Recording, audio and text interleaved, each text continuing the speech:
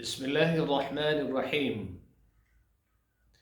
عن أنس رضي الله عنه عن النبي صلى الله عليه وسلم فيما يروي عن ربه تبارك وتعالى قال: إذا تقرب العبد إلي شبرا تقربت إليه ذراعا، وإذا تقرب إلي ذراعا تقربت منه باعا، وإذا أتاني يمشي أتيته هرولة. رواه البخاري۔ حضرت انس رضی اللہ عنہ نبی اکرم صلی اللہ علیہ وسلم سے روایت فرماتے ہیں، اور نبی اکرم صلی اللہ علیہ وسلم اپنے رب سے روایت فرماتے ہیں کہ اللہ تعالیٰ نے ارشاد فرمایا کہ جب بندہ مجھ سے ایک بالشت قریب ہوتا ہے تو میں اس سے ایک ہاتھ قریب ہوتا ہوں، اور جب وہ میری طرف ایک ہاتھ آتا ہے تو میں اس سے دو ہاتھ قریب ہوتا ہوں، اور جب وہ میرے پاس چل کے آتا ہے تو میں اس کے پاس دوڑ کے آتا ہوں۔ حضرات گرامی، یہ حدیث قدسی ہے۔ حدیث قدسی اس کو کہتے ہیں جس میں اللہ کے رسول صلی اللہ علیہ وسلم یہ بیان فرمائیں کہ اللہ تعالیٰ نے اس طرح ارشاد فرمایا ہے۔ حدیث قدسی اور قرآن میں فرق یہ ہے کہ قرآن کے الفاظ اور معانی دونوں اللہ کے ہوتے ہیں، اور اللہ کے رسول صلی اللہ علیہ وسلم اسے دوسروں تک پہنچاتے ہیں اور جبریل علیہ السلام ان کے پاس لے کر آتے ہیں۔ حدیث قدسی اس کو کہتے ہیں کہ جس میں معانی اللہ کی طرف سے ہوں اور الفاظ اللہ کے رسول صلی اللہ علیہ وسلم کے ہوں۔ بہرحال یہ حدیث قدسی ہے، اور حدیث قدسی سب سے اہم احادیث میں سے ہوتی ہے۔ اس میں اللہ تبارک و تعالیٰ نے یہ بات ارشاد فرمائی کہ جب بندہ میری طرف ایک بالشت آتا ہے تو میں اس کی طرف ایک ہاتھ آتا ہوں۔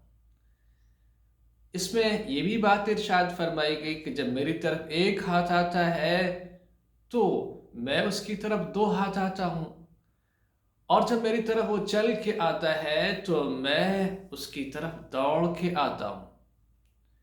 اللہ تعالیٰ کے لیے یہ الفاظ استعمال ہونا، ایک ہاتھ آنا، ایک بالشت آنا، چل کے آنا اور دوڑ کے آنا، کیونکہ اللہ کے لیے بات کہی جاتی ہے لیس کمثلہ شیء، قرآن کی آیت ہے کہ اس کے جیسا کوئی نہیں ہے، اس کو کسی چیز سے مثال نہیں دی جا سکتی کہ ذرا کیا ہے اور بالشت کیا ہے۔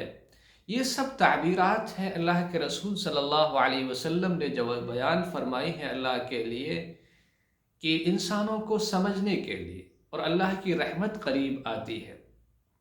اس سے یہ معلوم ہوتا ہے کہ بندہ جتنا ارادہ کرتا ہے اور جو بھی وہ عمل کرتا ہے اللہ تعالیٰ اس میں برکت دیتا ہے۔ مثال کے طور پر اگر بندہ ایک بالشت اللہ کی طرف آتا ہے، یعنی وہ کچھ بھی کوشش کرتا ہے، تو اللہ تعالیٰ کی رحمت اس کی طرف ایک ہاتھ آتی ہے، دو ہاتھ آتی ہے، چل کے آتی ہے، دوڑ کے آتی ہے۔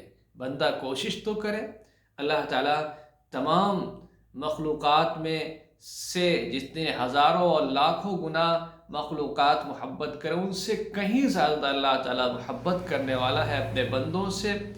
شرط صرف اتنی ہے کہ بندہ اللہ کی طرف آئے، کوشش کرے، اللہ سے لو لگائے، اللہ سے محبت کرے۔ اور اس میں اللہ کے رسول صلی اللہ علیہ وسلم اور تمام انبیاء اکرام نے یہی دعوت دی ہے کہ اللہ کا حق ہم پہچانیں، بندوں کا حق پہچانیں، اللہ سے کیسے محبت کرنا ہے، کیسے اس کی عبادت کرنا ہے، کیسے اس کے حقوق کو ادا کرنا ہے۔ انہی چیزوں کو بتانے کے لیے انبیاء اکرام تشریف لاتے ہیں، اور بندوں کے کیا حقوق ہیں، انسانوں کے کیا حقوق ہیں، انہی دونوں چیزوں کو بیان کرنے کے لیے آتے ہیں۔ عام طور سے انسان اپنی پراپرٹی سے محبت کرتا ہے، اپنے بینک بیلنس سے محبت کرتا ہے، اپنے عزیز و اقارب سے محبت کرتا ہے، لیکن اس کی نگاہ میں اللہ کی محبت اوجھل رہتی ہے۔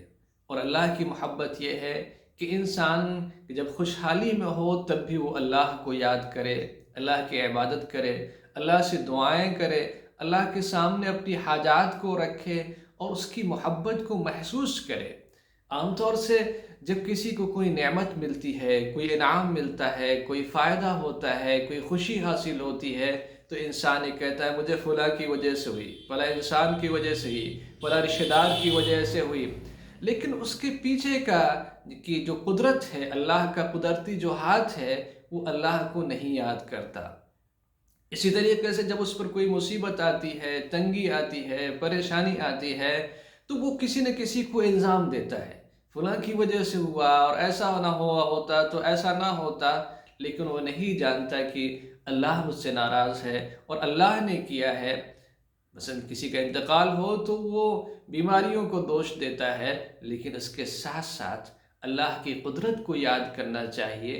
اس طریقے سے غم کی حالت میں بھی اور خوشی کی حالت میں بھی بندہ اپنے رب سے قریب ہو جاتا ہے، اور جب بندہ محبت کی نیت کرتا ہے تو اللہ تعالیٰ اسے اپنا محبوب بنا لیتا ہے، اور اللہ جس سے محبت کرنے لگے اس کا نہ دنیا میں کوئی کچھ کر سکتا ہے اور نہ آخرت میں کچھ کر سکتا ہے۔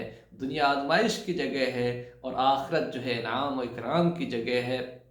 اللہ تعالیٰ ایسے بندوں کو نوازتا ہے، لہٰذا ہمیں اور آپ کو اللہ سے محبت کرنا سیکھنا چاہیے، اور اگر ہم نے یہ کیا تو اللہ تعالیٰ ہمارے تمام اعمال میں برکت عطا فرمائے گا۔ اللہ تعالیٰ ہمیں اور آپ کو بھی عمل کی توفیق سے نوازے۔